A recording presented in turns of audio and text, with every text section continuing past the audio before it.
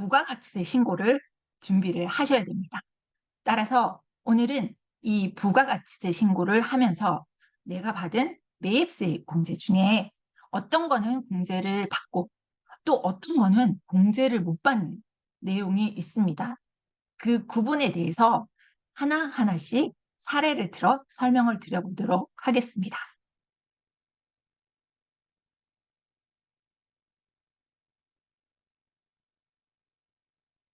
유형별로 알아보는 부가가치세 신고 요령.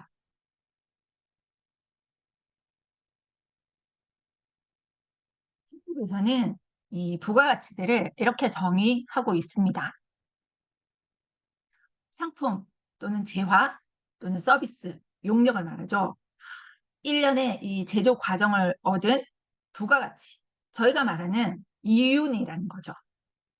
이윤에 대해서 세금을 내는 겁니다. 누가? 사업자가 납부를 하는 거죠. 매출세액에서 매입세액을 차감한 나머지를 부가가치세로 납부를 하게 됩니다.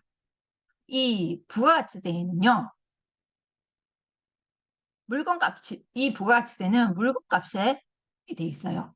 그래서 실질적으로는 이 부가가치세는 최종 소비자가 부담을 하는 것입니다. 최종 소비자가 부담하는 그 부가가치세를 사업자를 가진 사업자가 이 부가가치를 세무서에 대신 신고하고 납부하는 제도가 부가가치세 신고라는 것입니다. 여기에서 이제 사업을 처음 하시게 되면은 이 대표님들이 처음 부가가치세를 하실 때 깜짝 놀라세요.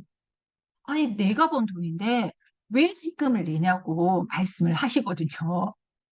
사실 한 6개월 정도 되면은 예를 들어 뭐 매출액이 1,000만 되더라도 거기에 대한 10%면은 100만 원이지 않습니까? 그게 6개월이 모이면 꽤 많은 돈이 되거든요. 그러면 솔직히 말해서 우리는 그 재화나 용역의 부가가치세가 되었다는 사실을 알면서도 이게 왠지 어, 내 돈을 하는 느낌이 든단 말이에요. 그런 저희 거래처 사장님들 중에는 이 부가가치세 일부, 예를 들면 한 3에서 5% 정도를 따로 통장에 적립을 해놓으세요. 어. 그런 다음에 이제 부가가치세 신고할 때 그 돈을 납부를 하시는 거예요.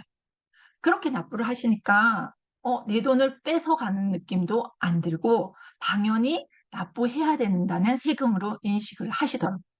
그런데 사실 그렇게 부가가치세를 별도로 관리하는 분이 소수인 거죠. 다음에 여러분들도 이제 사업을 시작하시게 된다면 이렇게 부가가치세는 내 돈이 아니다. 이거는 최종 소비자가 납부하는 세금을 내가 다 대신 이제 신고와 납부가 이루어진다라는 마인드를 가지셔야지 좀 더 가깝지 않은 생각이 들어요.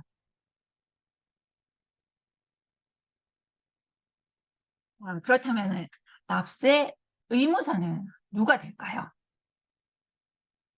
부가가치세에서 납세 의무자는 사업자라고 되어 있습니다. 이 사업자는 영리든 비영리든 관계가 없어요. 사업상 독립적으로 재화 또는 용역을 공급하는 자를 말하는데요. 개인이나 법인, 지방, 자치단체, 사단이든 법인격이 없는 재단이든 상관이 없어요. 다 사업자라고 말을 합니다. 하지만 의료나 교육, 또 미가공 식료품 등 생필품을 판매하는 면세 사업자가 있는데요. 이 면세 사업자는 부가가치세가 면제되는 사업자이므로 부가가치세에 대한 신고 납부 의무는 없는 사업자입니다. 여기에서 이제 사업자 부분을 해본데요. 세 가지로 유형을 나눌 수가 있습니다.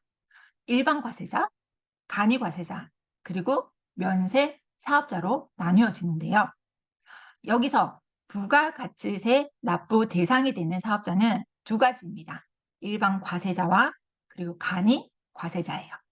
면세 사업자 같은 경우에는 앞서 말씀드린 것처럼 부가가치가 면제되는 사업자이므로 부가가치세법상 납세 의무가 없습니다. 여기서 간이과세자는 직전 연도 공급 대가의 합계액이 8천만 원이 미달하는 개인 사업자를 말하고 있습니다.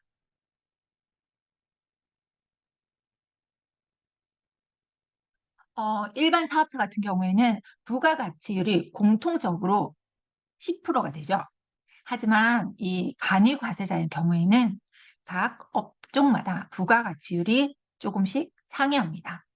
예를 들어 소매업, 음식점업 같은 경우에는 간이과세자일 경우 15%, 그리고 제조업, 운송업 같은 경우에는 20%, 숙박업일 경우에는 25%, 또는 운수, 건설, 정보, 통신업 같은 경우에는 30%, 그 밖의 서비스업도 30%가 적용이 된다고 보시면 됩니다. 여기에는 그 공급 대가에서 10%를 한 숫자에 다시 15%를 공제를 하는 거기 때문에 1.5%라고 생각을 하시면 되는 거죠.